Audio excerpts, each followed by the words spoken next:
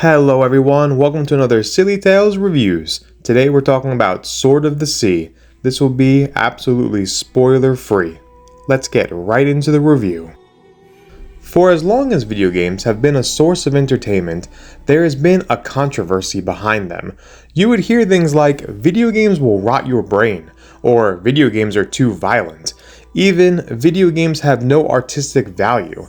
I believe when the developer Giant Squid opened their doors and started working on Journey, they set out to prove all the naysayers wrong, and they did just that. Fast forward 13 years, and with Sword of the Sea, they have only solidified themselves as the premier studio that turned art into a playable experience. The story of Sword of the Sea is told without a single spoken word. You are a seemingly lone survivor on a planet that was consumed by desert. A magical sword chooses you as its wielder, but instead of using this sword in the traditional sense, you ride around on it and bring water and life back to the world. Most of the story is told through messages on ancient obelisks you will find and through the environment itself. The story is beyond beautiful, and a few major cutscenes happen, but because this is such a short experience, I won't talk about them and instead just urge you to play this game and experience it for yourself. The gameplay is so simple yet beyond satisfying. You ride around on your sword and can only jump and activate nearby lanterns and/or various puzzles to bring the water back to the world.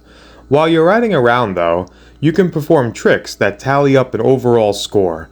There's no need to do these tricks except for a few trophies and the fact that they are super fun.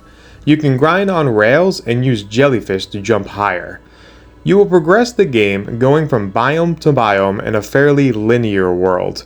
There's always something worth finding off the beaten path, but even if you scour every inch of this game, it won't take you too terribly long to beat. As I said at the top of the review though, this game is art in motion, and you will be beyond captivated taking in all of the scenery. The main meat and potatoes of the game, besides the story and world design, would be the collectibles. You collect a currency from breaking open pots or just finding clumps of gold triangles in the world that you can then spend with mysterious little shopkeepers. All you can buy in this game is new tricks. There are 8 in total, and they range from double jump being the most useful to grab tricks or spin tricks. You need to play through the game twice to unlock everything though. The other main things you'll be hunting for are treasure chests that are always very fun to find because they're usually well hidden and the platforming in this game is surprisingly tight. Fish tiles, which you just ride over for a wee bit of currency, and fossils, which are the hardest thing to find. You can also find little frogs for a PlayStation trophy each time you find one. There's also a few trick attack areas that are just a minute long distraction that are super fun.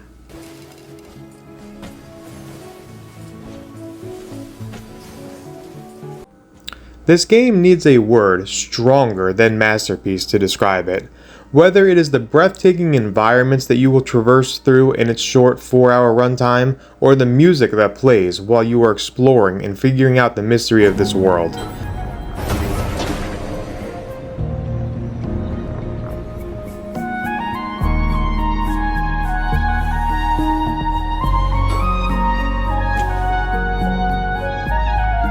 Every second you have a controller in your hand playing this game feels worth it. There is no bloat and nothing but beauty for every second. I said to my husband as I was playing that doctors should recommend their patients play this game to combat depression. I felt nothing but pure joy and don't think another game will come along anytime soon that will make me feel this again. The final score I'm giving this game is easily a 10 out of 10. Truly, if we can break the barrier, it's like an 11 out of 10.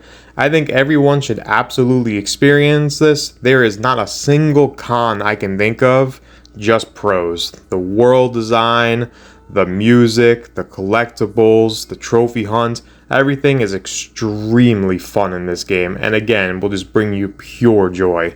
Thank you guys so much for watching this review. If you like what I did here, please consider subscribing. I'm putting out reviews very often. I got at least 5 or 6 more coming out this year. Thank you guys so much and have a great day. Also, in this game, you can ride a shark in the snow. I mean, that is so incredibly amazing. I just had to say that at the end. What other game can you do that in?